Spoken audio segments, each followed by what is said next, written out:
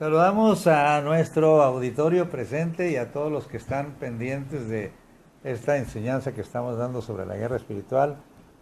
Y queremos que el Señor les bendiga y les edifique grandemente a través de nuestra enseñanza. Como ustedes pueden saber, hemos estado viendo el área de contaminación en 3 niveles. ¿Cómo es que se demoniza una persona? Y ya vimos el área espiritual, que tiene que ver con el ocultismo. Vimos el área moral, que tiene que ver con nuestro carácter u obras de la carne. ¿Sí?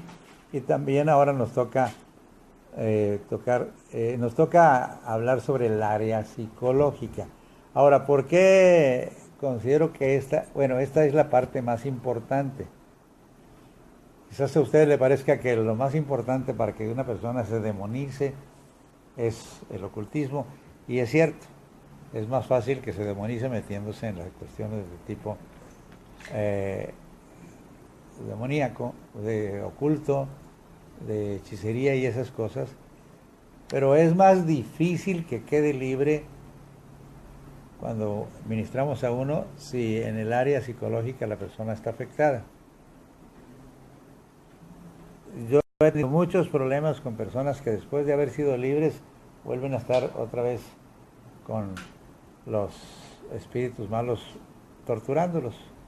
Aunque no sea habitándolos, sí torturándolos, atormentándolos. ¿Y por qué razón? Porque ha habido en la vida de ellos ciertas cosas que le abren una puerta o que se vuelve a introducir el enemigo después de haber sido expulsado porque esa puerta no se ha cerrado en la persona que tiene traumas. ¿Sí? En la lista que tenemos aquí, y ahorita vamos a verlo despacio, tenemos el rechazo, por ejemplo, la rebeldía, los resentimientos, raíces de amargura, complejos, sea de inferioridad, de superioridad y de culpabilidad, de odio, rencor, suicidio, temores, fobias de todo tipo, ¿sí? Tristezas, depresiones, traumas, bipolaridad, rechazo por intentar abortar a la persona, ahí le puse rechazo, aborto, esquizofrenia, melancolía, soledad, ira, violencia, locura, violación, abuso, y el sadismo y masoquismo que nosotros vimos en el área también de tipo moral, que es las obras de la carne.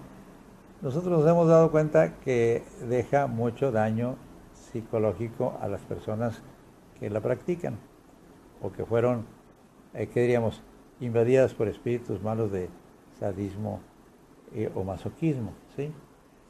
Ahora, he tocado estos nada más así, a grosso modo, pero como ahora soy el maestro en el Instituto de Cristo para las Naciones, en el área de licenciatura, sobre el arte de aconsejar bíblicamente, tomé un libro con datos de el hermano Josh McDowell y me impresionaron algunas cosas que se dice con respecto a los jóvenes, por ejemplo, porque este libro es manual para consejeros para jóvenes, pero da igual con los adultos también, porque fueron jóvenes y desde jóvenes fueron a veces tratados mal y ya de adultos siguen siendo, ¿qué diríamos?, afectados de alguna manera, ¿sí?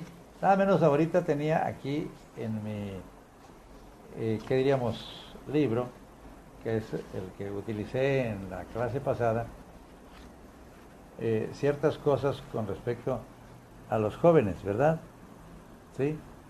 Y un detalle muy importante que quiero que entendamos, simplemente para una cosa, por ejemplo, la ansiedad, ¿sí? ¿Qué produjo la ansiedad? Dice el problema, las causas tienes que verlas, que son amenazas, conflictos, temores, necesidades no suplidas, diferencias individuales, creencias falsas. Todo eso tiene esa persona, que es lo que produjo su ansiedad. Y luego vienen los efectos, que son efectos físicos, efectos sobre la conducta, efectos espirituales y efectos psicológicos. Y luego la perspectiva bíblica y la respuesta. Todo eso tenemos que verlo cuando tenemos que aconsejar a alguien. Y obviamente, primero lo tratamos con, ¿cómo se llama? Liberación de espíritus inmundos si los tiene. Pero para evitar que vuelvan, nosotros tenemos que tratar con la causa que produjo que se demonizara. Nada menos hoy trataba de explicarles a mis alumnos acerca de ciertas situaciones que viven muchos de ellos. Por ejemplo, mi baja autoestima, ¿por qué la tengo? Si tengo baja autoestima. Es porque, por ejemplo, el papá dijo, eres un inútil, no sirves para nada, creyendo que no le hace daño al muchacho, pero eso es una maldición. Aunque no lo creas, es una maldición. A veces nosotros pensamos que las maldiciones no son las palabras altisonantes que utilizamos coloquialmente para insultar a alguien, pero no. Una maldición es algo que se queda en la persona y que lo condiciona para actuar como un inútil, como una persona buena para nada porque le bajaste su autoestima. Si tú por alguna razón, por causa de eso, se metió a la hechicería o a la adivinación o a cualquier otra cosa y se lo expulsas, mientras no sanes el trauma, va a dejar abierta la puerta para que vuelva a afectarle aquella situación. ¿Sí? Mucho tiene que ver, por ejemplo, las relaciones familiares para eso. De hecho, por eso la Escritura dice que cuando venga el Señor, antes que venga, y eso es el tema de mañana en la predicación, no va a venir el Señor si no primero restaura las relaciones familiares. Por eso dice, he aquí viene el día ardiente como un horno, y todos los que hacen mal y todos serán estopa, aquel día que vendrá los abrazará. Luego le dice, he aquí yo vengo, envío a Elías el profeta, antes que venga el día de Jehová grande y terrible, antes que venga ese día ardiente como un horno. Él hará volver el corazón de los padres hacia los hijos y de los hijos hacia los padres. No sea que yo venga y con maldición hiera la tierra. Porque casi siempre los traumas empiezan en familia, aunque usted no lo crea. Hoy les recordaba a mis alumnos en Cristo para las Naciones, y se los he dicho a ustedes aquí, ¿verdad? Que una de las cosas que hizo que el pueblo de Israel cayera muchas veces en pecado de nuevo, es que los padres en determinado momento atendieron a unos y desatendieron a otros. Eso lo vamos a ver mañana. Pero por ejemplo, Abraham hasta a la esposa, ¿verdad? Le dice que mienta para él salvarse, de que lo maten porque... Entonces, ¿cómo está considerando a la mujer? Como un objeto digno de que otro la tome y haga con ella lo que quiera contarle que yo... ¿Cómo se sentirá la esposa? Así de simple. Luego, ya cuando tiene a sus hijos, primerito es Ismael, por un consejo malo de la esposa, ¿verdad? Sin embargo, cuando nace Isaac toma el lugar que le corresponde como el heredero de todo, pero a la hora de repartir los bienes, a Isaac le da todo y a los hijos de sus otras mujeres, ¿sí? Tanto Agar como Setura les da regalos, dones y los manda lejos. Tendrían menos derecho que Isaac. Eran tan hijo Ismael como Madián o los demás de Isaac. Y yo como padre, yo no tengo por qué decir, bueno, pues es hijo de la criada, ¿verdad? Es mi hijo, punto. Lo mismo sucede con después Isaac. Isaac, ya cuando nacen Esaú y Jacob, ¿Qué hace Isaac? Prefiere a Esaú. ¿Qué hace Rebeca? Prefiere a Jacob. La actitud de ambos eran correctas, la de ninguno de los dos, porque Rebeca es madre de los dos, e Isaac es padre de los dos. Y son hijos que son el producto de una oración de 20 años, porque Rebeca era estéril. Y a los 20 años de estar orando, nace la pareja de bebés. Tú puedes preferir a uno y el otro al otro.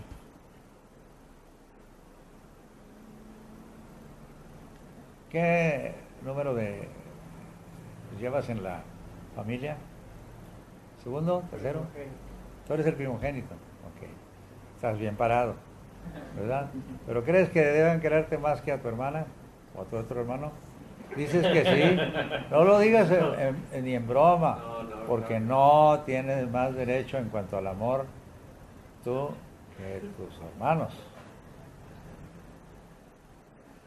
¿Cómo se sentirá si tus hermanos y a ti te tratan con preferencia? Ya me contestaste. ¿Tú eres primogénito también? Primogénito y único varón. Entre los mis hermanos, muchas veces. ¿Y qué sucede? ¿A veces prefieren a las mujeres que al varón? ¿Sí? Fíjate, yo tengo un vecino cuyo hijo varón es el único varón que tiene y las demás son mujeres. 3. Pues el varón como si no existiera. ¿Por qué? Es raro, porque casi siempre el padre quiere más a los varones. Eso es aparentemente nuestra deducción, pero no, hay papás que, por ejemplo, a las mujercitas las traen como lo mejor. Yo me acuerdo de un compañero mío de trabajo, o ayudante mío, que era muy diligente, muy trabajador, andaba en la calle, pero después me dijo, oye, yo hubiera querido ser mujer. Dije, ¿cómo? Era totalmente masculino, no crean que se estaba extendiendo a la homosexualidad, pero pudiera haber sido, y ha sido lo que él dijo. ¿Por qué? Dijo, mi papá quiere más a mis hermanas. A mí me dice, vaya y busque trabajo y haga lo que haga y tráigame tanto por día, no importa cómo lo gane. ¿A qué le estaba enviando? A robar incluso, ¿verdad? El muchacho fue honrado. ¿Sí? Pero el hijo se va a sentir que el padre lo ponga en preferencia a las mujeres que a él. Es un daño psicológico fuerte al hijo. Ese es un ejemplo nada más, hay muchas cosas. Eso se llama, en todo caso, rechazo, ¿verdad? ¿Qué número ocupas tú? Yo soy el último. ¿Cuál es el último? Sí. ¿Y cuántos son? En total, conmigo son unos 8. 8. ¿Cuál es el octavo? Sí. Bueno, ¿y cómo te han tratado? ¿Bien? ¿Como No. el mejor?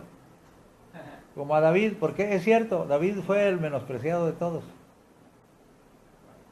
Hoy me decía alguien, porque a veces parece todo lo contrario, que el que es rechazado, ¿qué diríamos?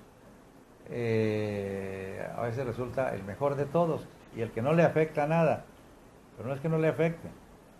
Cada quien con el temperamento que nace, pues a veces es su reacción.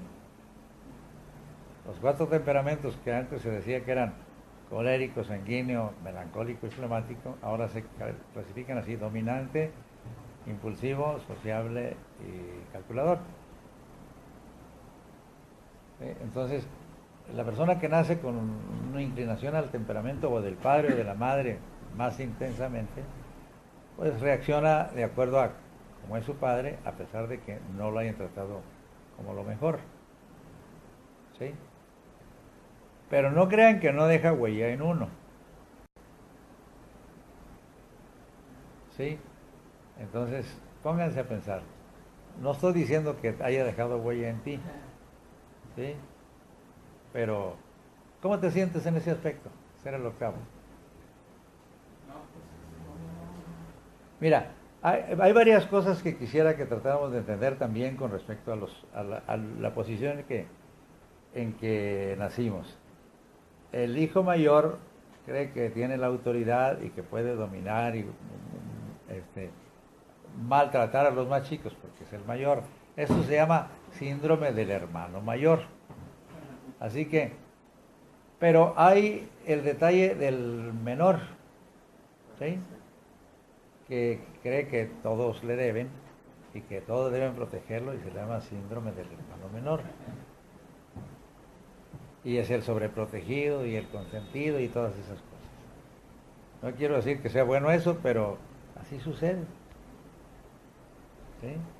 Y lo digo porque yo tengo un hermano menor que es constante, que crea que yo le resuelva las cosas, porque desde niño yo lo protegí. Pero es gemelo. Y yo lo protegí porque de los dos gemelos se le murió el compañero a los 9 meses. Y como mi padre no lo atendía como debiera, pues yo lo tomé como si fuera mi hijo. Y todavía me dice, yo sé que tú me has tratado como un hijo. Y como tal, ¿qué? Quiere que le dé todo. Pero no se trata de eso, amados. En realidad, cómo sanar a una persona que está en cierta situación, porque nosotros, los adultos, padres sobre todo, lo colocamos en cierta situación en que bajó nuestra autoestima. Mire, un hombre conforme al corazón de Dios, llamado David, les dije que fue el hijo menor, el número 8.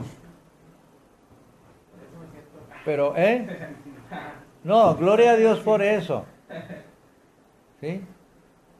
Pero yo creo que una de las cosas que evitó que David asumiera una actitud, ¿qué diríamos?, prepotente cuando lo ungieron,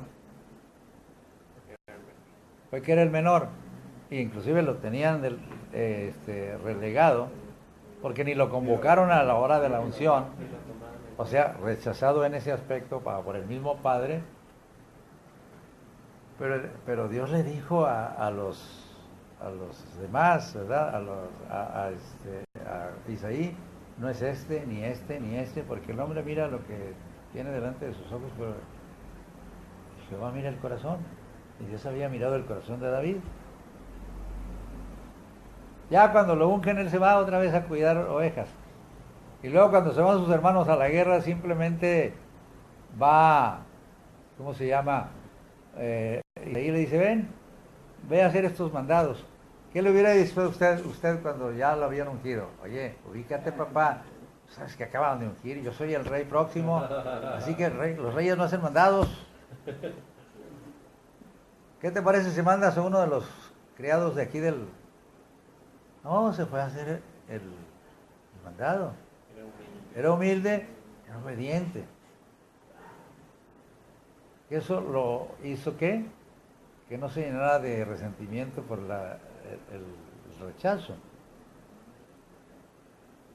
¿Sí? Pero por otro lado, ¿sí? Para que todavía madurara más en ese aspecto, el suegro lo empieza a rechazar nada más por celos.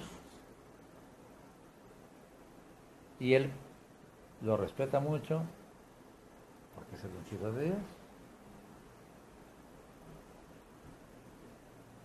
Entonces, creo que la clave está en que en el momento en que Dios lo ungió, el Espíritu Santo evitó que él o se le subiera a la cabeza o se pusiera así resentido porque mira, a mí no me convocaron a la comida, porque hasta el lugar, la porción especial la dejaron para él, y delante de todos le derraman el aceite.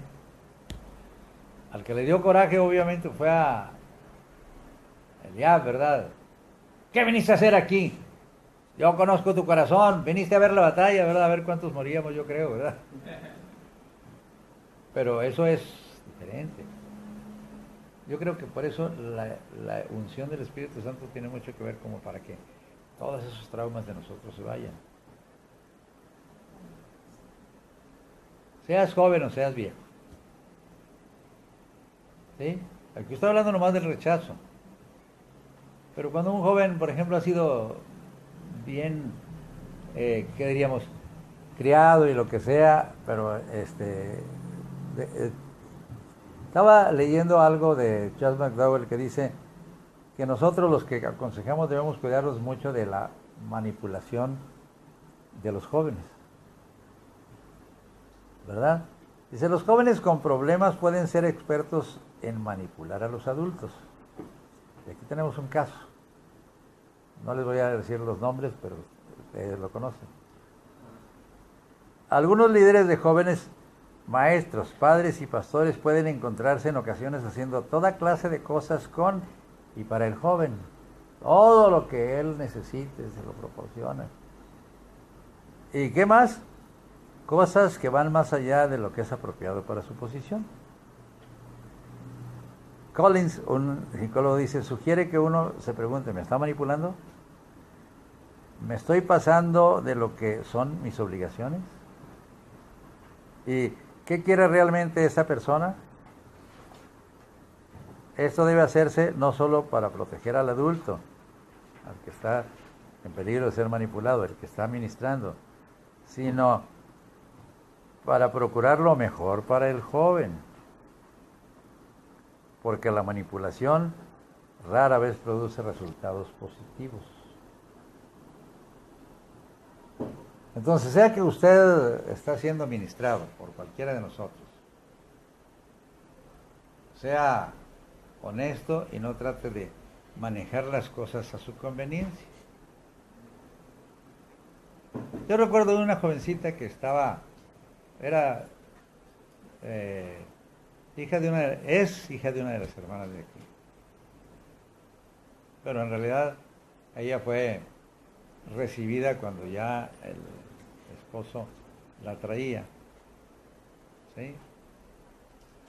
Y la historia es larga de contar, pero una ocasión a mí yo me acuerdo que la iba a bautizar porque ya le tocaba bautizarse, ya se había entregado a Cristo. Y resulta que, ¿saben qué pasó? Saliendo del agua, yo la estaba sacando del agua cuando se me desmaya ahí, casi se vuelve a hundir en el agua. Perdón. Haciendo las cosas dramatizándolas, ¿no? Por eso me moví donde no debía. Pero me asusté yo, me puso tiesa y así, aparentemente desmayada, al salir del agua. Ya pasó, y luego sucedía ocasionalmente, venga, pastor, saca, y se cayó fulanita de tal. Ahí estoy, hasta que me dijo su mamá, ya se le pasa, al rato se le pasa, no le haga caso. No le haga caso. Y el colmo fue cuando estábamos en un campamento y de repente en el campamento se le desvaneció y empezó a convulsionar. Y entonces había una doctora y rápido la cogen y la llevan al cercado allí del campamento Sierra Linda hasta el cercado y la llevan a un consultorio. Ya la ausculta la doctora de ahí también y dijo, no tiene nada. Está haciéndolo para llamar la atención, para que la atiendan. Madre de Dios, no puede ser. No, sí puede ser, venía echar una furia la doctora que la llevó. Porque ahí ya la manipuló.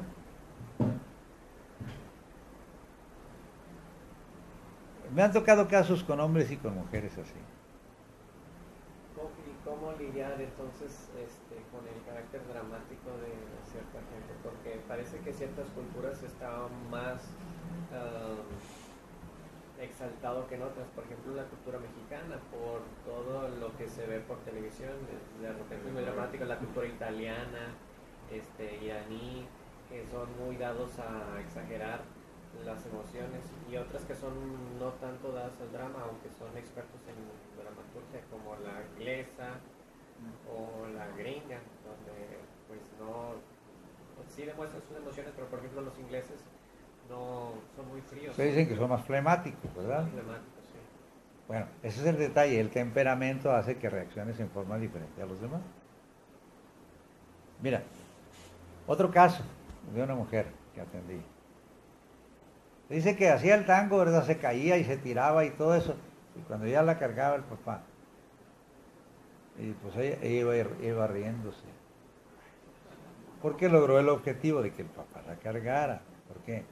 Porque no la atendía cuando debía atenderla. Entonces, ¿es un espíritu de manipulación o es...? Por eso, a la persona que me dijo hace poco que descubrió que tenía un espíritu de manipulación, le dije, pues un demonio que tenemos que expulsarte. Se llama espíritu de Jezabel.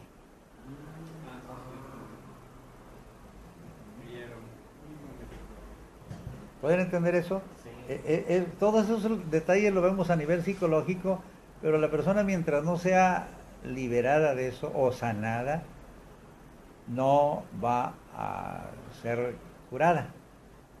Veamos otro caso, por ejemplo. Miren, porque de los síntomas que se dan, hay 3 tipos de síntomas. El síntoma, ¿qué diríamos? De conducta. ¿Sí? Aquí podemos ver los síntomas de conducta. En un joven vamos a decir ataques súbitos de furia, repetidos robos, engaños y mentiras, peleas excesivas, iniciar conflictos de poder, hiperactividad y nerviosismo, soñar despierto, o sea, estar en la luna,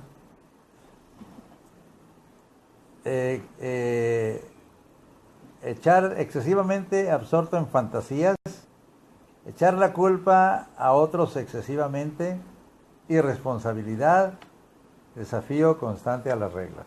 Eso es solo desórdenes de conducta, síntomas de conducta. Pero si vas a entrar a los síntomas de tipo emocional, desmejora en sus estudios, aumento de problemas en la escuela, ¿sí? Hablar de escaparse de su casa, ¿sí? Preocupación con temas físicos sexuales, dificultades con su capacidad de atención, y se tiene déficit de atención. Conducta excéntrica, imprevisible, nuevas amistades dudosas y celos excesivos de sus compañeros y de sus hermanos. Esos son síntomas ya no de conducta, sino de ¿qué? De emocionales. Y ahorita les cuento otros detalles. ¿Sí? Agregar ira, golpear objetos o otras personas, cambios significativos en sus motivaciones, pérdida de interés en actividades de las que antes disfrutaba. Es curioso, ¿verdad? Pero luego vienen los síntomas físicos. Falta de aseo personal, cambio grande en su peso o aspecto. ¿Sí? De repente empieza a engordar, se abandona a sí mismo.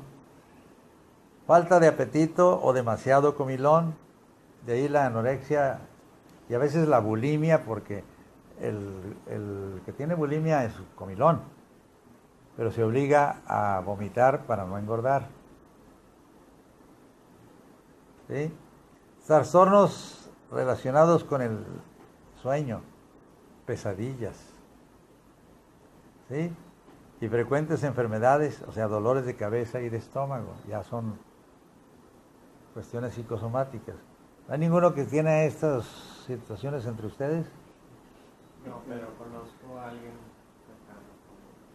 No, yo sé, pero por eso entonces batallamos más para liberar a una persona así, porque mientras no corrijas todo eso, porque otra de las cosas que tiene el manipulador es que se calla ciertas cosas cuando estás, ¿cómo se llama? Ministrándolo, ¿no? Por eso a veces tengo que hablar con el papá o con la mamá, porque pues este muchacho no me dijo todo, ¿por qué es así? Y déjeme decirle otra cosa, aquí va a depender a veces mucho del Espíritu Santo. Decía Watchman en uno de sus libros, El obrero cristiano normal. Entre las cosas que toca, dice que los que estamos ministrando tenemos que oír al otro. oír lo que dijo. Obviamente oírlo con atención, pero luego también oír lo que dice y oír lo que calla. Leerle entre líneas es la idea, ¿verdad? O sea, saber lo que dice, entender lo que dice, lo que no dice y lo que ni el mismo muchacho sabe. Ahí entra el discernimiento. ¿Sí? ¿Esta actitud se puede presentar también en personas ya mayores? Sí. Y se queda para siempre algunas veces, ¿verdad? Por eso te digo, a veces el problema es que la gente no va a madurar a pesar de la edad por el trauma. Ahorita les cuento otros casos, pero el caso más reciente que tengo, el caso de una persona que atendí, creo que ya se los conté, pero lo voy a repetir, que fueron unas hermanas a orar por los enfermos aquí al hospital universitario. Y uno de los guardias dijo, orar por los enfermos, deben orar por mí si yo estoy peor. Se veía sano. Entonces la hermana que era de los estudiantes del Wesley, cuando yo era el prefecto, dijo, pastor, queremos pasarle un caso de una persona que es guardia del universitario. Y este hombre, pues me vino a ver, porque ella pues era mujeres, y no lo puede. Dice, tengo un problema de extrasístole, ¿verdad? Es decir, ustedes saben que el corazón tiene los movimientos de dilatación y contracción, la sístole y la diástole, ¿verdad? Entonces, en la contracción, el corazón se tardaba el doble para dilatarse otra vez, y entonces él sentía que se tenía que asfixiar porque la función debe ser constante, ¿verdad? Y entonces dice, no sé por qué me pasa eso. Pues empezamos con el preguntar esto, aquello, lo otro, que tiene que ver con el aspecto físico, porque otra de las cosas que tenemos los que ministramos liberación, ¿sí?, es que estamos muy limitados porque no le pedimos al Señor que nos diera cómo discernir una cosa, y dependemos de la confesión del otro. Pero, por otro lado, tampoco estudiamos estas cosas para saber qué es lo que generó esa situación. Porque no, la psicología es del diablo. Ahorita les cuento otro asunto que me pasó en un campamento. Pero este muchacho me estuvo contando muchas cosas de su vida y no le hallaba yo la razón del por qué, pero me mencionó una cosa, que se tuvo que divorciar porque era impotente. ¿Por qué era impotente? Una persona que se casa y es impotente tiene un problema de tipo psicológico. Y así me vino en el pensamiento, y yo creo que fue el espíritu, dije, ¿has tenido experiencias homosexuales? Dijo, yo no soy homosexual, me gritó. Dije, no te exaltes. Pero hay quienes tienen problemas homosexuales en su infancia, que hasta a veces no se acuerdan, porque fueron abusados o porque alguien los sedujo y lo estuvo, ¿qué diríamos? Inclusive teniendo relaciones con él, y él no sabía, ¿no? Dice, bueno, la verdad es que soy bisexual. Pero ahí hubiese empezado. ¿Pero por qué era bisexual? Porque se aficionó al sexo homosexual, porque su hermano mayor a los 4 años estuvo abusando de él.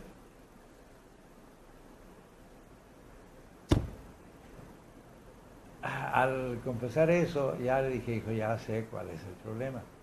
Ya le empiezo a llevar al detalle de lo que dice la palabra con respecto a la homosexualidad y cosas por el estilo. Hasta que primero recibió a Cristo. Dije, porque nada, es otro de los detalles que no tenemos nosotros con las personas que nos traen. No podemos resolver ninguna cosa de liberación. Si primero no le quitamos esto, pero no podemos quitárselo si él no recibe a Jesús. Entonces no se le olvide, cada persona que usted vaya a atender, porque les va a tocar, es primero darle a Cristo su corazón. Porque como hijo tiene derecho el Señor, tiene derecho a que el Señor te atienda como hijo. Cuando no, ¿qué sería? Dice la Biblia, aun si el Señor te disciplina, tú lo tienes que entender como que te azota porque eres su hijo. Porque si no serías un bastardo, ¿verdad? Alguien que nació, aún siendo tu hijo natural, no está reconocido legítimamente y no tienes derecho a que él te dé nada, ¿no? Lo ministré y fue bastante hermosa la situación. Primero volvió a caer, me hablaba, pastor, volví a caer, me sentía solo. ¿Qué sucede con el que ha practicado la vida homosexual, sea bisexual o homosexual, que quiere la parte masculina o la parte femenina? Pues que vive solo. Cuando vives solo, ¿qué va a pasar? Vas a buscar compañía. Y cuando buscas compañía, buscas a alguien que sea afín y que te haga compañía y que terminen fornicando. Le decía, hijo, necesitas reintegrarte a la familia. Ahí viene otro asunto, ¿por qué no estoy con mi familia? O porque me rechazaron por mi forma de conducta, o porque yo lo rechacé porque ya me sentí de otra preferencia, o tengo baja autoestima porque no soy como ellos. Y él ya estaba con los síntomas físicos. Le dije, otro detalle también, si te pasó eso o los padres te rechazaron por lo que sea, ¿qué tienes que hacer? Perdonar a los padres. Y si no han cambiado ellos, Dios no te mandó a juzgar a los padres. La Biblia dice que los honres y que los respetes para que te vaya bien y sea de larga vida sobre la tierra. Pero no puedes seguirlos odiando. La orden de Dios es el único mandamiento que tiene promesa. Y no dice, hónralos si se portan bien. Batallé. Hasta que me entendió. Regresó con sus papás. Pasan los años y yo venía de Reynosa de una predicación, de una campaña que tuve en Reynosa. Y me bajo del autobús y me lo encuentro. ¿Cómo está, pastor? Ya lo saludé. Y dice, quiero presentarle a mi hijo. Ya se había casado, ya tenía familia. Y para mí fue un gozo muy grande, ¿verdad? ¿Por qué razón? Por la simple y sencilla razón de que para eso estamos.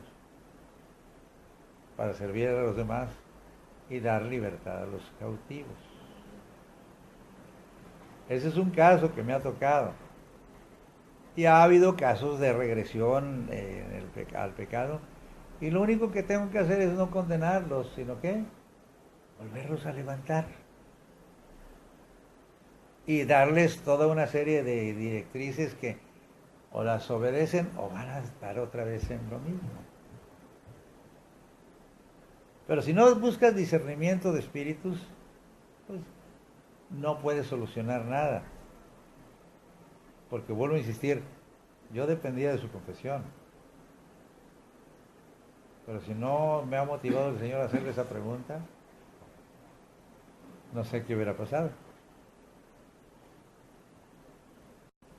Me ha tocado otros casos donde el joven viene y me busca. Un doctor, inclusive ya era doctor. Me dijo, pastor, quiero hablar con usted. Y me dijo, fíjese que yo soy homosexual. No le dije nada porque su papá también era doctor y yo lo conocía. Le dije, ¿qué pasó? Dice, lo que pasa es que él se dedicó a su ministerio, a su profesión. Y la atención de él no la tenía. Pero tiene el exceso de protección de la mamá. Y entonces el hijo empieza a atender, a imitar a la mamá. Gracias a Dios que él contaba con el apoyo de sus dos hermanos, un hombre y una mujer. Le dije, ¿cómo ven esta situación tus hermanos? No, me están ayudando mucho. Ya otra vez, pues, voy a ministrar. Pero él fue muy franco conmigo. Me ha tocado atender a personas enfermas de SIDA. El problema no tanto es ya que esté muriéndose de SIDA, ¿verdad? Sino que obviamente para ellos es vergonzosa la situación. Y te echan mentiras. Uno que vi yo en el hospital, ya estaba delicado. Y le dije, ¿cómo lo adquiriste? Queriendo que él se abriera y dijera, pues es que soy así. Y dice, pues ha de haber sido por una inyección, porque te corresponde con una aguja contaminada y pues siempre va a ser por una herida en la relación homosexual, el SIDA. ¿Sí? Los líquidos del cuerpo de un homosexual, llámese el sudor o la saliva, no te van a contaminar, a menos que haya ¿qué? Una herida por donde entre el virus. Pero le dije, bueno, ¿cuál fue tu última experiencia homosexual? O sea, soy directo porque, aunque se molesten, porque dicen, ¿qué importancia tiene para ustedes mis preferencias sexuales? No, para mí no, pero para ti sí, porque te vas a morir. Es mejor que te mueras conociendo a Cristo. Porque no le digo, vas a sanar. Pero por lo menos no te quiero que te vayas al infierno, ¿verdad? ¿Soy rudo? No, soy franco. Yo lo hago por amor, porque es mejor rescatarlo de la muerte eterna, aunque no lo pueda rescatar de la muerte física. Aunque es posible también rescatarlo de la muerte física. Dios tiene todo el poder y todo el amor, si Él quiere, para rescatar al enfermo de SIDA de alguna manera. Entonces, ya lo llevé a los pies de Cristo. Salió. El problema básico es con los que salen, es que otra vez, si no te hacen caso de las cosas que debes hacer, que deben hacer, vuelven a lo mismo. ¿Por qué? Siguen sintiéndose, ¿qué diríamos? Rechazados de la sociedad, ¿verdad? Entonces, vuelvo a la carga. Me dijeron, no, es que ya murió. Vuelvo a tratar de... Ya murió. Pero ahí les da otra cosa también con la familia. Pasa el tiempo y su hermana viene a buscarme, la que me llevó. Y dijo, oiga, hermano, mis hijas nunca supieron nada de lo que era mi hermano, porque curiosamente ellas utilizaban los mismos rastrillos que ella tenía, él usaba, ellas para depilarse las piernas, ¿no? Me enojé con ella realmente. Y entonces me dice la hermana, es que, pues, como quería que sus tíos supieran que su tío se murió de SIDA. Le dije, ¿quieres que ella se muera, verdad? ¿Por qué no les advertiste? Entonces, cuando ellas me preguntaron después, yo le dije, mira, tu mamá omitió esto. Se enojaron. Pues, ¿cómo? Ellas decían, ¿cómo? Usamos los mismos, ¿verdad?, instrumentos para depilarse. Él para rasurarse la barba y ellas para depilarse las piernas. Vuelvo a insistir, insisto, la homosexualidad es producto de un trauma, ¿verdad? Que luego se acomoda un espíritu malo. Lo sacas y luego ¿qué? Sana el trauma. Quita el sentimiento de rechazo y de baja autoestima y de soledad que normalmente la persona lleva en sí. Sea lo que sea, es mejor ser franco y decir, hice esto, he hecho de lo peor, porque el Señor perdona todo. ¿Sí? Perdona todo, no tenemos que darle vueltas al asunto. Imagínense la mujer samaritana con 5 maridos y uno y en unión libre con otro. ¿Cómo sería tratada por uno o por el otro, si de alguna manera no, ¿cómo se llama?, tenían buena relación? ¿Ella era la culpable? ¿A ellos los culpables? No, no, la mujer no es una cosa y no, pero tiene que ser tratada también por el marido como debiera. Pero como era samaritana, pues no tenían enseñanza de la palabra en absoluto y lo que hacen es que buscarse otro y luego otro la toma y luego otro la toma. Muchos han dicho que era de mala reputación. Eso no significa realmente que sea una prostituta. Tuvo 5 maridos. ¿Eh? Y ahora vivía con uno en unión libre. Le reclamó el Señor, le dijo, no hombre, eres una cualquiera. ¿Qué le dijo? ¿Verdad? Uno hubiera dicho, oye, ¿cómo voy a contaminarte bebiendo del...? Él conocía el corazón de todos. ¿Sí? El corazón de ella en el aspecto de contaminarse con la bebida, ¿no? Dame de beber. ¿Cómo tú siendo judío me pides a mí de beber si soy samaritana?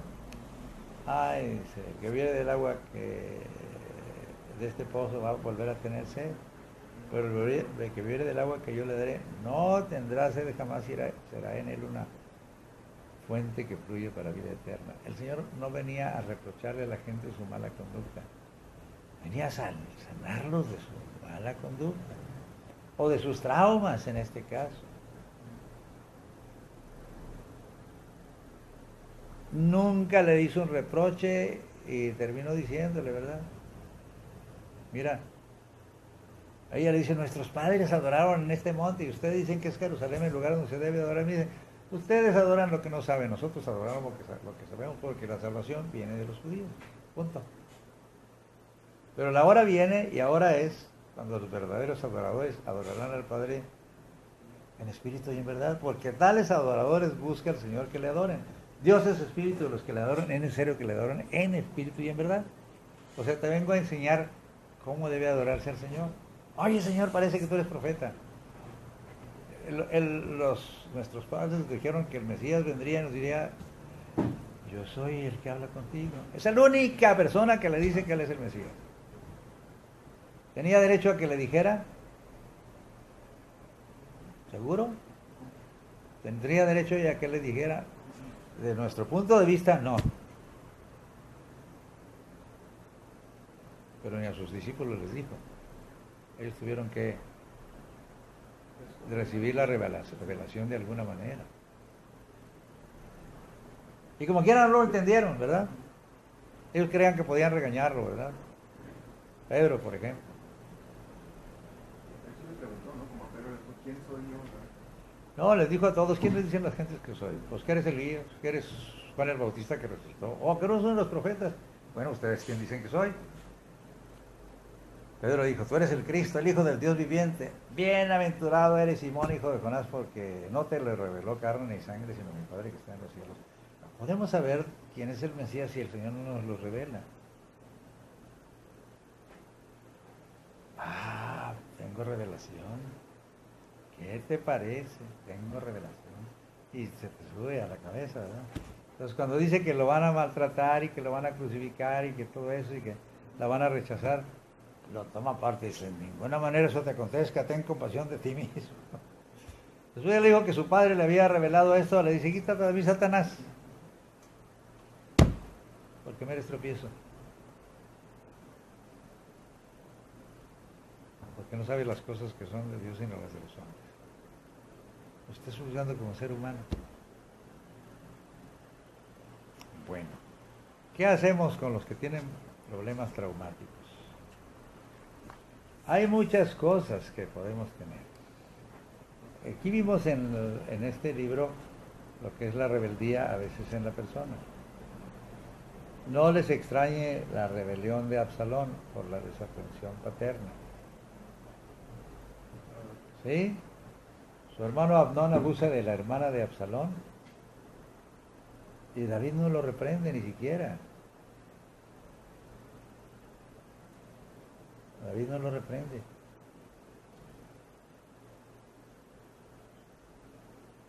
Entonces cuando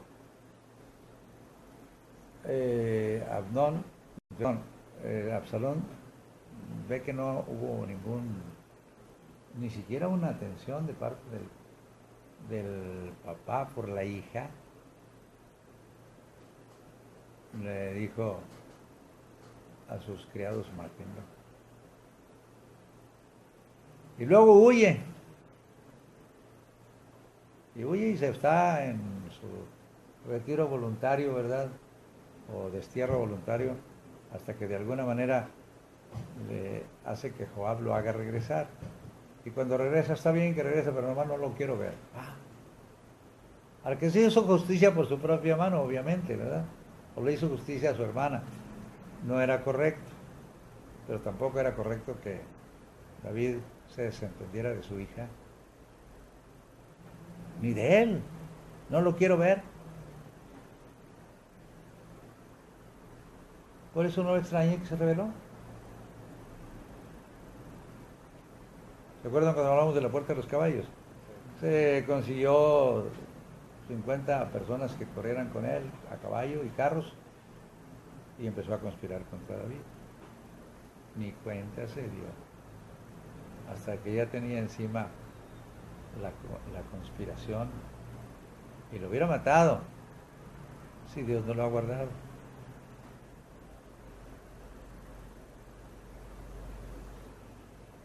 No podemos hacernos justicia por nuestra propia mano, pero nosotros a veces damos lugar a que el otro trate de vengarse de alguna manera, ¿verdad? Raíces de amargura. Estaba viendo las raíces de amargura y los resentimientos. ¿Tendría resentimiento Absalón? ¿Tendría resentimientos o raíces de amargura? Claro. ¿Tendría raíces de amargura Esaú con la situación que vivió? Sí. Ahorita nos regresamos con Esaú, pero quiero contarles una historia. Un hermano de Ciudad Juárez, que estuvo en la iglesia con nosotros, porque una de las cosas que tienen en el instituto es que les dan un ministerio, tienen que tener un supervisor. Y muchos me dicen, oiga pastor, ¿me puede supervisar? Le dije, tienes que estar en mi iglesia para poderte supervisar, yo no puedo echar mentiras, porque tú hiciste bien tu trabajo. Ah, bueno, y por lo menos 2 de Ciudad Juárez se vinieron conmigo. ¿Sí? Y una de las cosas que yo veía a Rubén, porque se llama Rubén, es que tenía artritis. Le dije, hijo, ¿dónde está tu resentimiento? ¿Dónde está tu rencor? ¿Por qué la amargura? Primero, él había embarazado a la novia y él quería tener al bebé y la mujer lo abortó y se llenó de coraje contra ella. No conocía a Cristo, obviamente, pero luego su hermano estaba entre los narcos y lo matan, y el que lo mata era un vecino que estaba también entre los narcos. Y ahora todavía dijo, yo tengo deseos de matarlo, a mi hermano. Dije, mira, hermano, número 1, tu hermano andaba en esos pasos, sí. Puede ser una consecuencia lógica de su mala conducta. ¿Sí? Entonces, no puedes odiar a muerte a aquel que mató a tu hermano que andaba precisamente en lo mismo. Él pudiera haber sido él o yo y él matar al otro. Pero entre los narcos, pues hay los ejecutores, ¿verdad? De la muerte del otro, porque le ordenan sus jefes que lo hagan. ¿Cómo sucedería? No sé, pero él odiaba a su hermano. Dije, así que lo deberes perdonar al asesino de tu hermano, pero sí, si no, no se te van a quitar los dolores de la artritis. Varias cosas, yo les decía a mis alumnos en cuanto a la artritis, se te quita, aparte de perdonar, empezando a hacer ejercicio, porque normalmente cuando uno se empieza a sentir dolorido de las articulaciones y se inflaman y se empieza uno a deformar, la única forma de que se corrijan es haciendo ejercicio.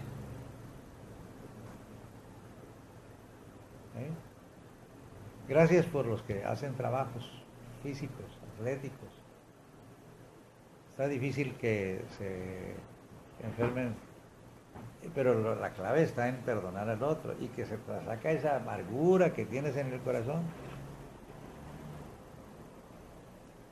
Y le dije, además, baja de peso porque estás muy gordito. Ay, pastor, es que están muy ricos los tacos de barbacoa. Bueno, pues sí. Sigue así, manito, sigue sufriendo. Es que no es así, hijo. Tienes que hacer esfuerzo porque aquello que te están diciendo que hagas, hacerlo. ¿Estamos de acuerdo? Y si no estamos de acuerdo, ya no es culpa mía, ¿eh? Yo se los estoy denunciando. ¿Eh?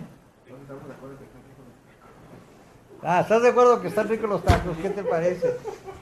Yo sé, pero yo raras veces los como. ¿Por qué? Porque sé que no son de, ¿cómo te diríamos? De nutrición para mí. ¿Me son más de qué? De producirme sobrepeso. Mejor hago ejercicio, mejor corro, mejor medito mientras corro. Muchas de la revelación que Dios me da, porque otra de las cosas tenemos los que somos muy religiosos, yo no oro si no estoy postrado. Hay otras peores que están, yo no oro si no estoy boca abajo, así tendido. Porque, sí, la Biblia dice, ponga su rostro en el piso. Yo no cuestiono al que ore como ore, sino que ore de corazón. ¿Eh? ¿Es importante orar? Dios no hará nada que no sea a través de la oración y todo lo hará por medio de ella. Y si te tienes que arrodillar, pues te puedes arrodillar. Y si puedes orar parado, puedes orar parado. Y si estás acostado, nomás no te duermas. Porque luego a la hora de la hora, pues te hagan el sueño. A un hincado, y te reclinas así, a mí me ha pasado. Decía un hermano, está orando con ronquidos indecibles.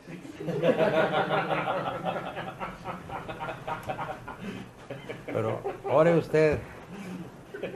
Pero perdone cuando tenga que perdonar.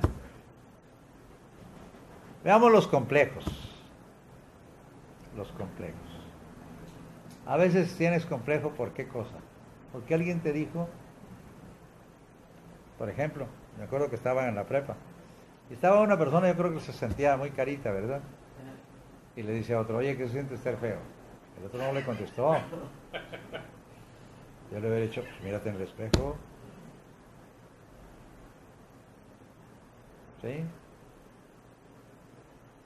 Otro le dice al otro, oye, le decía a otro, le dice, oye, a ti te dicen en la cárcel, ¿verdad?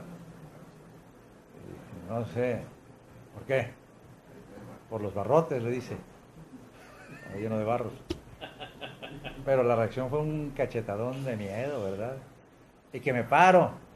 Y yo no me había fijado exactamente en lo que le había dicho, ¿verdad? Te doy a ti también. Le dije, ¿por qué? Dije, pues estás más grande tú que él. Dijo, ¿no viste lo que me dijo? Y cuando me lo dijo, me dio risa para mis adentros, porque si no me hubiera ganado otra cachetada, ¿verdad? Pero menciono esto porque no puedes menospreciar a otro y hacer que se sienta poca cosa. Es tan valioso y tan importante como tú. Pastor, Sí, hijo. la baja autoestima puede confundirse con manipulación porque al momento de querer ellos o estar diciendo cuál es su problema, podríamos nosotros confundirlo con manipulación, porque también esa es una manera de manipular, o cómo podemos, apenas el discernimiento del espíritu nos puede decir cuándo no es eso, o cómo nos trata usted. No, hay casos en los que una persona tiene baja autoestima sin manipular. Por ejemplo, los gorditos. Si alguien dice, oye gordo, no puede decir que te manipula porque está obvio que está gordito.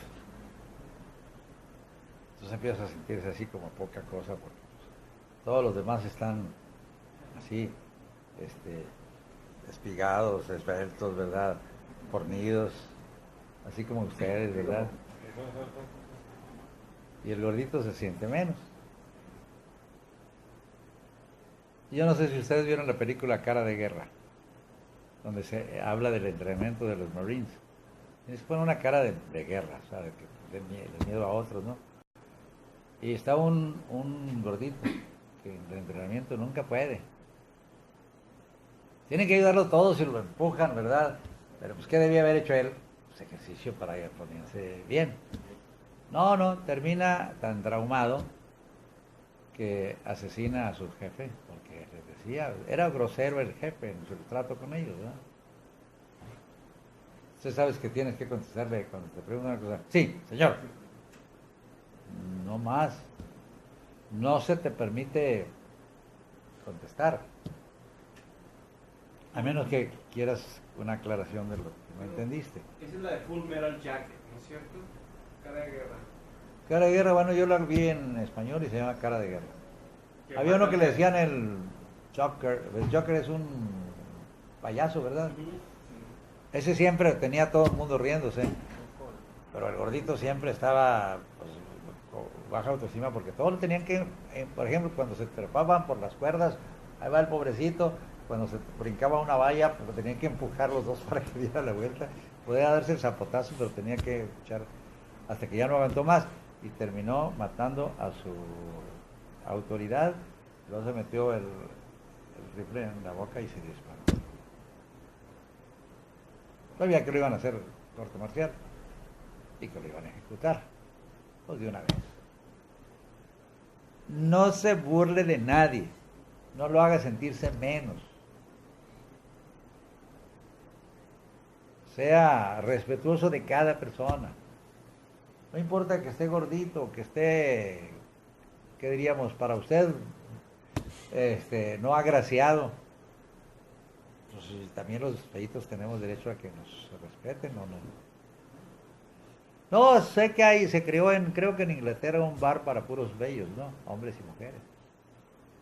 Y tenían que, a ver si quién calificaba por ser guapo o quién no, ¿verdad? Eso es real. Pero para nosotros lo que importa es qué cosa, el corazón. Normalmente cuando nosotros hablamos de David, casi las mujeres se fijan en cuando dicen de hermoso parecer, de hermoso aspecto. Pero lo primero era que era bueno con la música, era valiente, vigoroso, hombre de guerra, prudente en sus palabras, de hermoso aspecto, sí, y que Dios estaba con él, que era lo más importante de todo, que Dios estaba con él. Sin embargo, con todo y eso, el Señor permitió que lo menospreciaran y que lo pusieran en último término, porque a fin de cuentas era el más chiquillo, aunque era un hombre valiente. No era el muchachito que lo pintan en las caricaturas, bueno, en las películas, ¿verdad? Que hasta al verlo rubio y hermoso, ¿verdad? Goliat dijo, este es pan comido, ¿verdad? Y no es cierto, porque en realidad hasta le manda el escudero por delante, ¿verdad?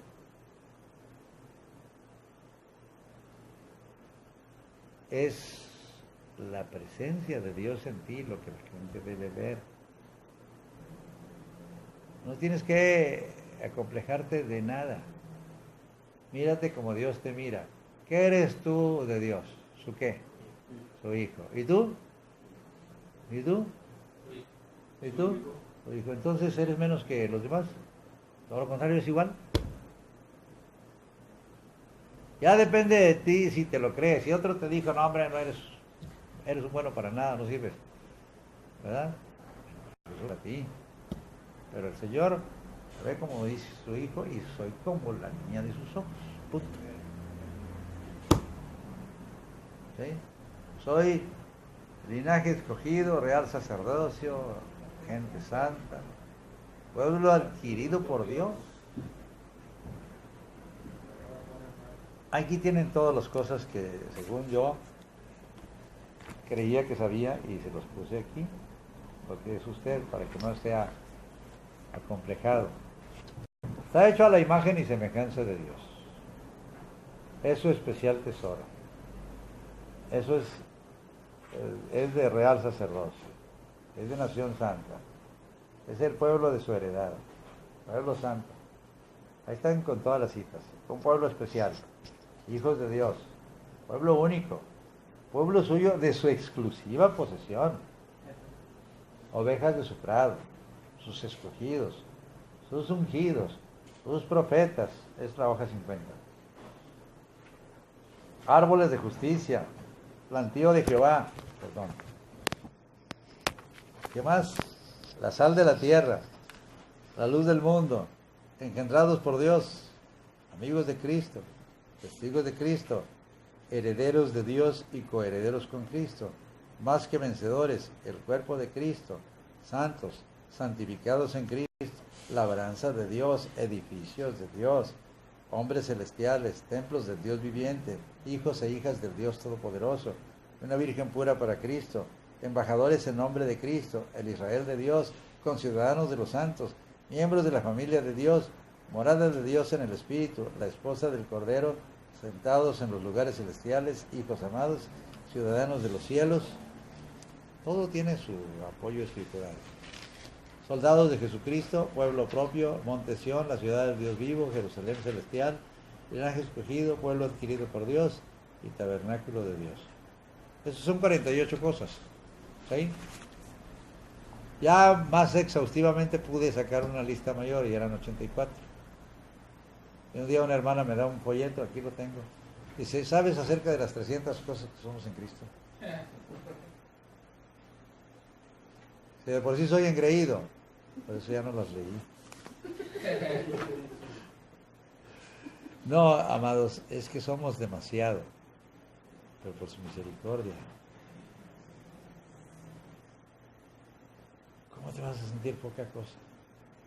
¿Cómo te vas a sentir menos? O sea, ¿quién eres? Por lo que Dios dice que soy, no lo que el otro dice que soy. Ya depende de mí si lo creo, porque lo dice Dios, o que yo le creo al papá o a la persona que me dijo, eres poca cosa. ¿Sí? Odio, rencor, todos son resultados de lo que ya dijimos, ¿verdad? Un trato de otro para conmigo. ¿Sí? Sentimientos de culpabilidad por los pecados que hemos cometido. Cuando el Señor nos perdona, no existen ya. No existen ya. Tú podrás recordarlos, Dios no. ¿Dónde está mi Biblia? Bueno, voy a leerla en esta Reina Valera contemporánea. No es tan de mi agrado, pero se las voy a leer. No está allí. No está allí. No, esa Biblia del Cántaro menos, nadie la va a entender. ¿Sí? Pero estaba tratando de encontrar, déjeme ver, un texto donde dice que Él ya no se acuerda de nosotros. ¿Dónde está? A ver, los conocedores de la Biblia. Ay, mis preciosos y amados hermanos, los voy a poner a estudiar. ¿Saben que hoy en la mañana, ahorita les cuento? Ahorita, nomás déjenme encontrarles ese texto.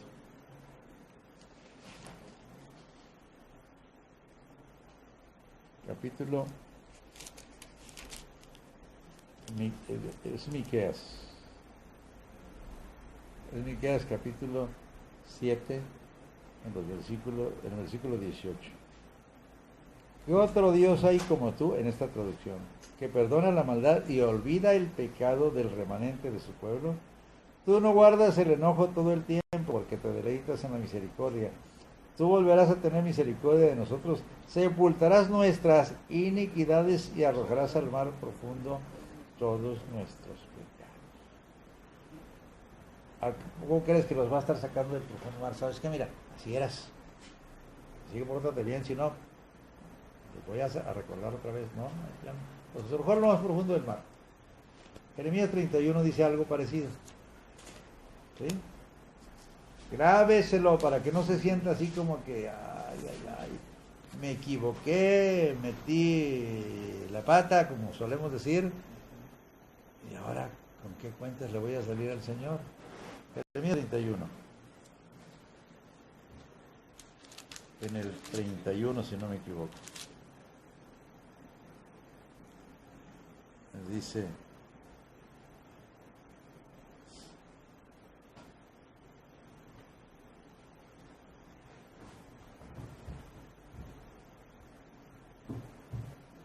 desde el versículo 33 dice: cuando hayan pasado esos días cuando Él hace el nuevo pacto, y otra vez la traducción es esta,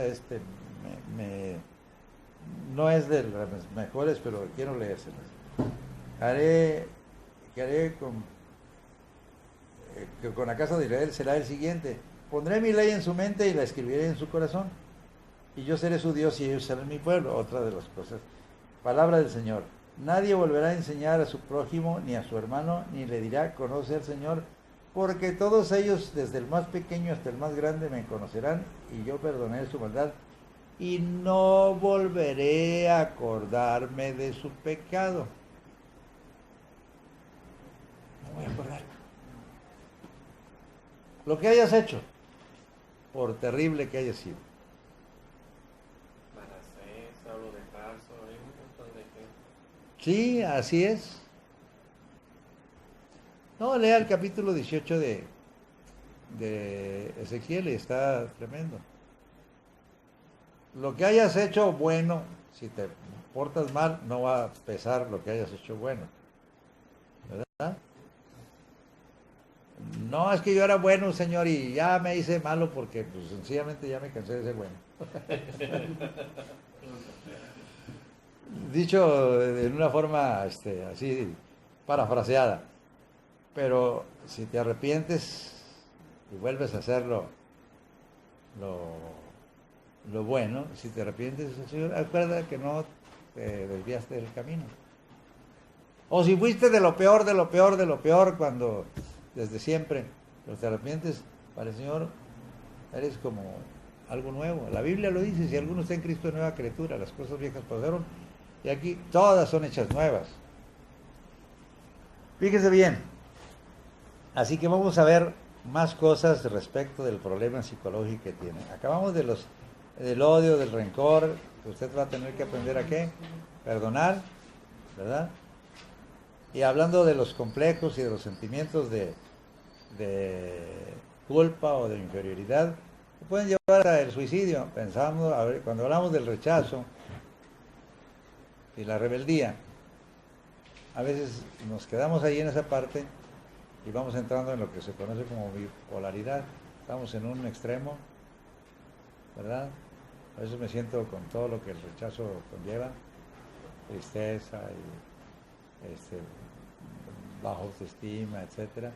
Y no te pones al otro extremo, te quieres defender, me voy a desquitar de lo que me hicieron, te vuelves rebelde, y viene la ira, y viene la violencia y la agresividad y todo eso. Sí. Es el rencor y el odio cuando la persona no quiere perdonar, es prácticamente una pared infranqueable que no podemos nosotros pasar. Hasta que no perdone no podemos proceder con la liberación.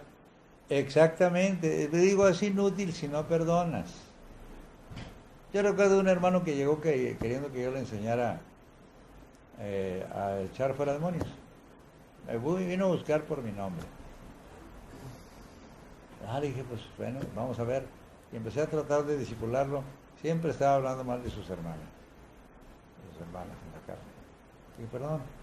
A ver, vamos a tratar de esto. No, es que ellas me hicieron esto, me hicieron... mira. Mientras no les perdones, olvídate de la atención. Pero es que viven muy lejos. Pues escríbeles una carta. Es que decláralo en perdón y cuando tengas oportunidad, ponte en paz con ellos. Batallé para liberarlo porque también es difícil que uno se despoje de ese resentimiento que tiene. Pero lo que dices tú es cierto. Ahí choca tu intención buena, porque el otro no quiere perdonar. Y si se procede a la liberación echando al resentimiento, odio y amargura, o será más sencillo que sea la persona dispuesta a perdonar. No, hijo, el detalle es que ¿O cómo empieza? o sea, esa persona tiene que empezar perdonando, aunque aparentemente diga no lo siento. ¿Sí, hijo? Y perdonarse a sí mismo. Es parte de lo mismo. Cuando yo tengo, por ejemplo, algo muy malo que hice, ya el Señor me perdonó, yo estoy todavía autoacusándome y no es el caso. Yo debo verme como Dios me ve, para Él ya estoy limpio. Lo dijo el apóstol, lo dijo el rey David, ¿verdad? Purifícame con hisopo y seré limpio, lávame y seré más blanco que la nieve. O sea, al lavarme, el Señor lo dice también y lo promete en Isaías 1:18. Dice, venid y estemos a cuentas. Si vuestros pecados fueren como la grana, como la nieve, serán emblanquecidos. Si fueren rojos como el carmesí, vendrán a ser como blanca lana. O sea, yo te voy a limpiar. Y no vas a tener manchas como para que digas, hombre, ¿cómo le hago para quitármela? Pues ya te la quitó el Señor.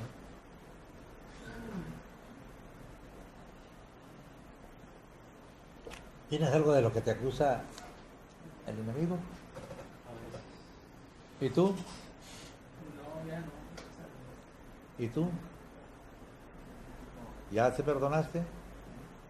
Porque el enemigo puede acusarte, pero si tú le dices, mira, a mí me han dicho cuando estoy ministrando, me recuerda algunas cosas. Digo, mira, eso es problema mío con Dios. Tú te vas a salir porque no tienes alternativa. La orden te la di y estás expulsado. A veces me vienen los recuerdos a la cabeza y me viene también el hubiera. Utilizo el hubiera. Y eso me hace sentir a veces. Eso no existe, hijo. Yo creo que Dios permitió que algunas cosas ni se dieran en mi vida, aunque tú dijeras, no, hombre, hoy en la mañana les contaba a mis alumnos, yo hubiera querido ser arquitecto. Desde que estaba en la secundaria buscaba libros de arquitectura y veía los tipos de estilos que había arquitectónicos en la época, desde que se empezaron ¿qué diríamos? A hacer diferentes estilos de arquitectónicos como el corintio, el jónico, el dórico, el romano, después el barroco, el churrigueresco, etcétera, ¿verdad? Estoy hablando de estilos. Eso es en lo que tiene que ver con el diseño. ¿Sí? ¿Qué es una columna estriada? ¿Qué es un fuste? ¿Qué es el capitel? ¿Qué es las basas? La basa, ¿verdad? ¿Qué es un adintelado? ¿Qué son? Bueno, muchas cosas. Porque me gustaba. Terminé siendo pintor, porque no tenía dinero. Y me sentía frustrado.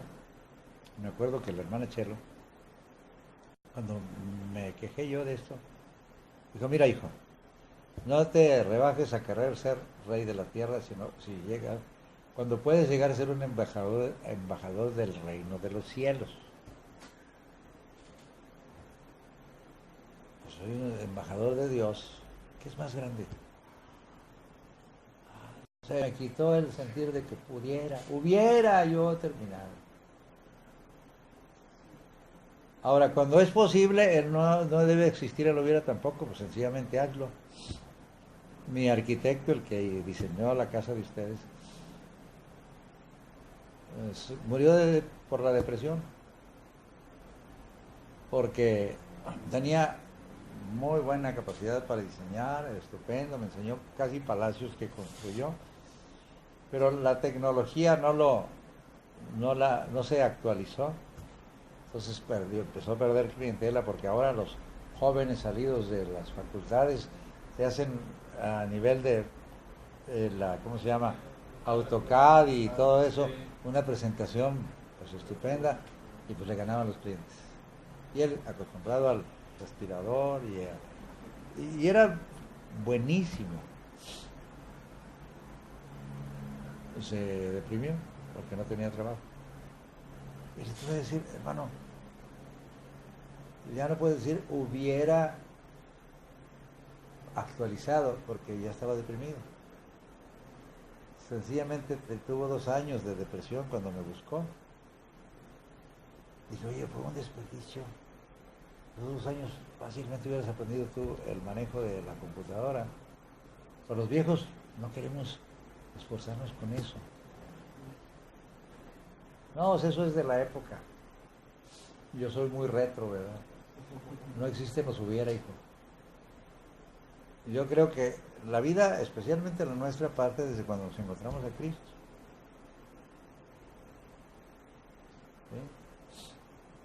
¿Sí? Si ya no lo hago yo es porque no quiero, porque tengo el potencial. He dado clases en el tecnológico. Soy simplemente un pintor, pero estudié lo que tiene que ver con fórmulas matemáticas y qué sé yo, y cuando tuve que darlo, pues me dijeron, oye, tienes que dar una capacitación del equipo de mantenimiento y tienes que ayudarlos a calcular cuántos materiales van a ser de esto y de esto para, por ejemplo, recubrir un tanque esférico por dentro y por fuera de un diámetro X y ya de cierta altura. Pues ¿qué tenía que ser yo? No, pues ya no soy para eso, ya estoy viejito. No estaba tan viejito como ahora, ¿verdad?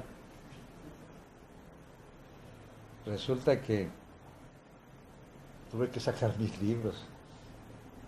Geometría plana del espacio, trigonometría rectilínea. Estoy con los libros viejos. Y ya recordé las fórmulas, saqué cómo se saca el volumen de una esfera, la superficie de una esfera, de un prisma rectangular, de una tolva de tipo cónico. Hice todas las conversiones porque tenía que enseñarles a mis alumnos del tecnológico y demostrárselos matemáticamente y hacer que lo hicieran ellos también, porque también aprendí a enseñar, ¿verdad? O sea, si no soy es porque no quiero, o porque Dios me da otro rumbo a mi trabajo.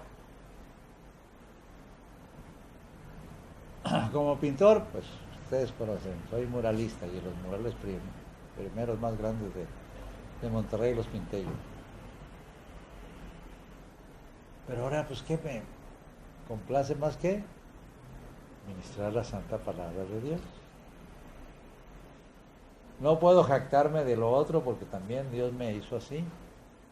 ¿Qué tienes que no hayas recibido? Sea desde el punto de vista espiritual o desde el punto de vista natural. Así nací, pero si hubiera nacido, yo vivía enfermo, si me hubiera dicho, nada, pues así de placucho y enfermizo, ¿qué voy a hacer? No dejé que me ganaran los complejos, ni empecé a atemorizarme de nada.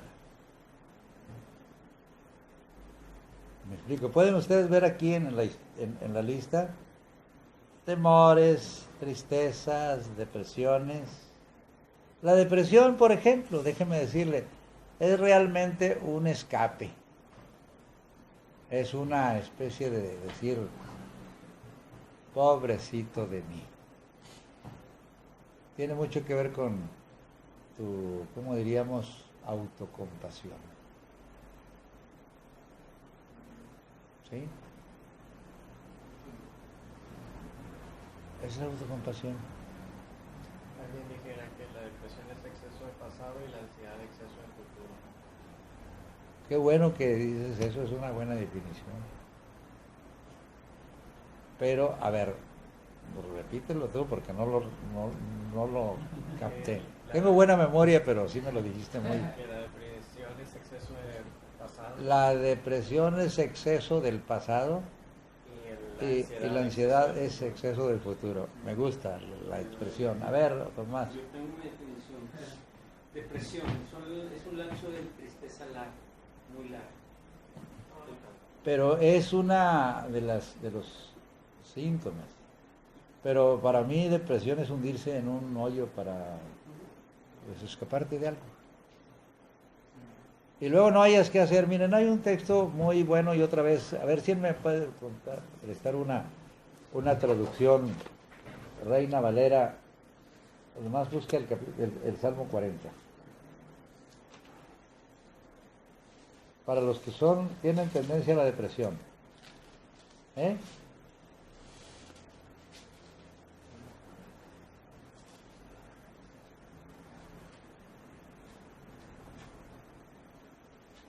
Bueno, me gusta busca el otro y ahorita lo leo y me doy cuenta de que a veces la traducción mejora para el entendimiento de nosotros. Dice aquí, yo puse mi esperanza en el Señor y Él le inclinó su oído y escuchó mi clamor. Aquí dice, pacientemente esperé a Jehová y se inclinó a mí y oyó mi clamor. ¿Qué tengo que hacer? Empezar a clamar. Y yo estoy deprimido. Porque dice, y me hizo sacar del pozo de la desesperación. O sea, estoy hundido. Y lo peor de todo es que no estoy hundido. Dice, me sacó del hoyo de la desesperación y me rescató del cieno pantanoso. Ahí dice, del lodo cenagoso, ¿verdad? Y luego dice, y plantó mis pies sobre una roca y me hizo caminar con paso firme. Aquí dice, puso luego mis pies sobre peña y enderezó mis pasos. Eso oye mejor, ¿verdad? Me hizo caminar con paso firme. Todos pasamos por momentos de depresión. El detalle es que tú quieras seguir allí en el hoyo. No mires las paredes del hoyo porque estaba hondo el hoyo, ¿verdad? No trates de escalarlo con tus fuerzas porque quizás esté resbaloso. Sí. Pero quiero mencionar una cosa que es muy importante. Mira para arriba. ¿Y por qué? El único que puede sacarte está arriba. Pues clama a Él y entonces Él sí tiene alcance para cogerte y sacarte.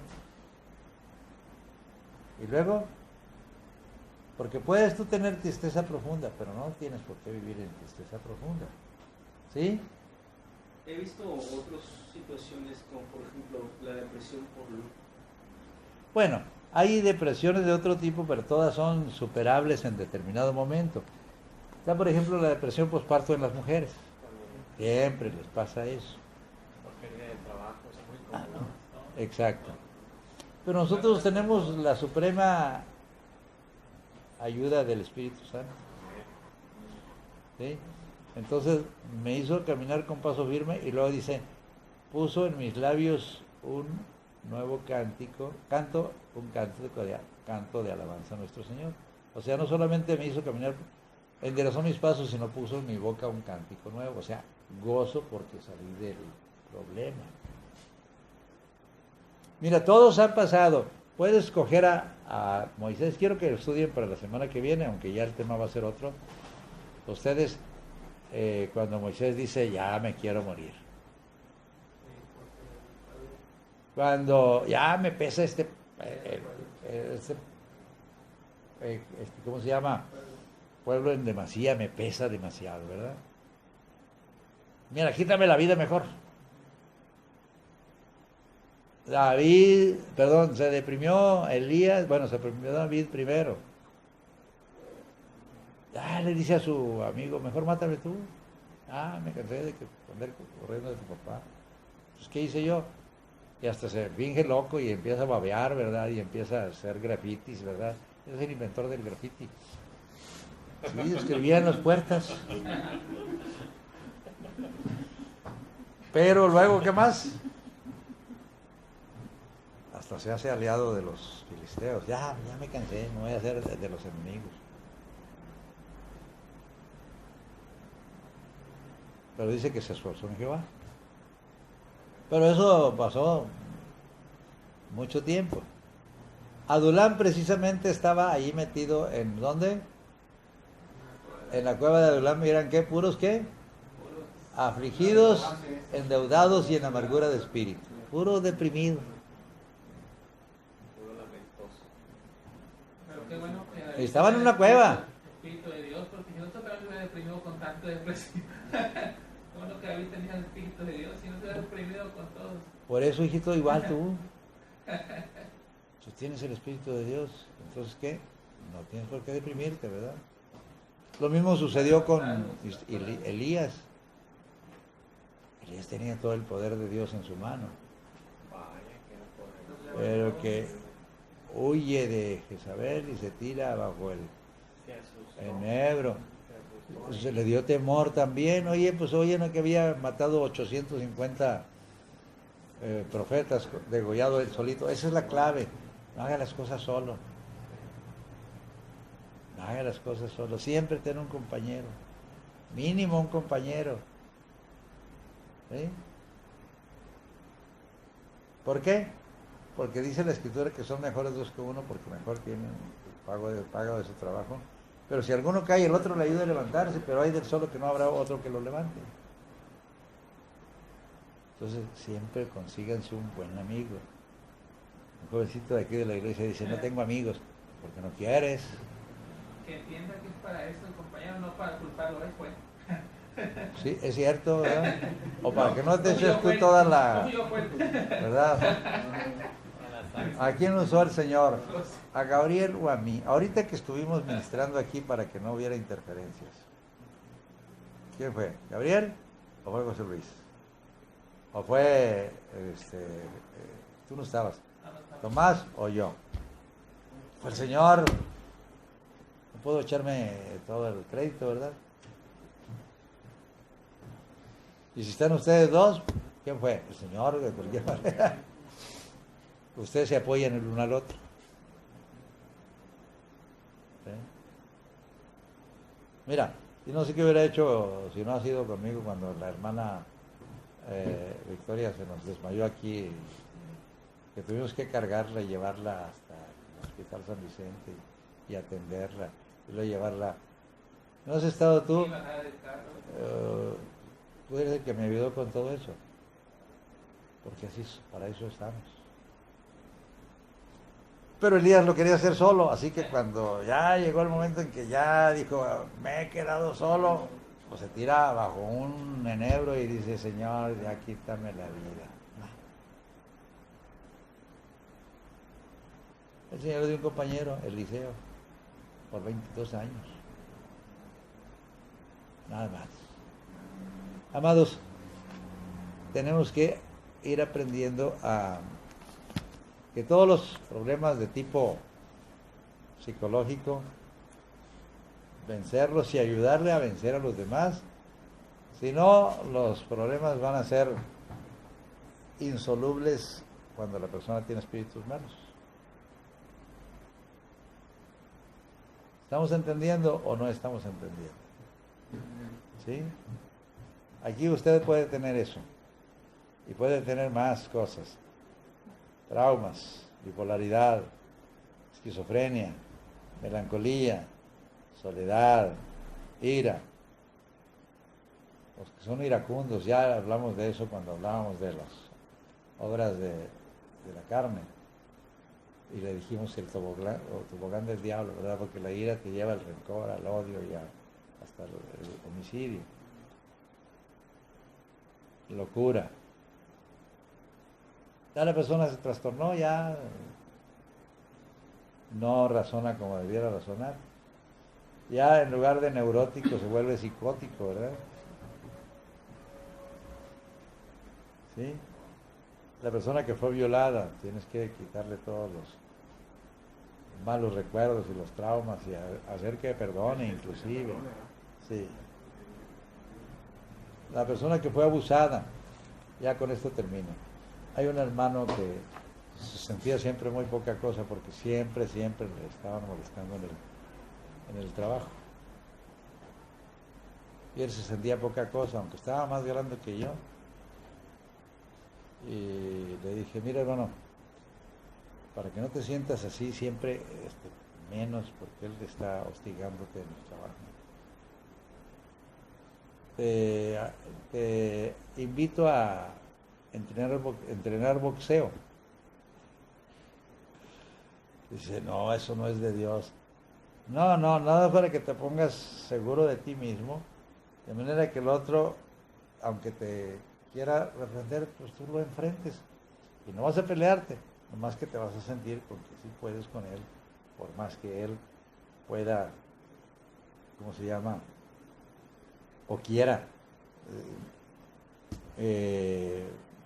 menospreciarte y hacerte el famoso acoso que ahora le llamamos ¿qué? Bullying. O bullying. Entonces dijo, no, voy a practicar mejor la natación. Está bueno.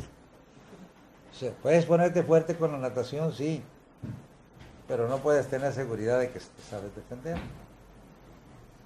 Yo lo decía porque en ese aspecto yo sabía defenderme. Cuando ¿cómo diría? Le propuse eso. No iba a hacerlo, ni lo voy a hacer jamás. Pero sé que no es tan simple que me pongan la mano encima sin que se tengan una respuesta. O sea, mantengo mi seguridad. Y sé que, por otra parte, el Señor me protege. Pudiera contar muchas experiencias, pero ahí la dejamos. Para la próxima semana vamos a hablar ahora sí de lo nuestro, que son las armas que ustedes tienen. Le dimos mucha importancia a lo que el enemigo hace y nos ha afectado como seres humanos, pero aquí viene lo que usted puede hacer para evitar que eso, el enemigo no solo lo haga con ustedes, sino con los demás. ¿Sí? Vamos a hablar de las armas espirituales que tenemos, porque las armas de nuestra milicia no son carnales, sino poderosas en Dios para destruir fortalezas. ¿Sí? Nosotros tenemos toda la capacidad para destruir fortalezas, porque el Señor nos capacitó con 7 armas espirituales que no las usamos porque no queremos, pero las tenemos a nuestra disposición. Dios les bendiga. La próxima semana eso será nuestro fin.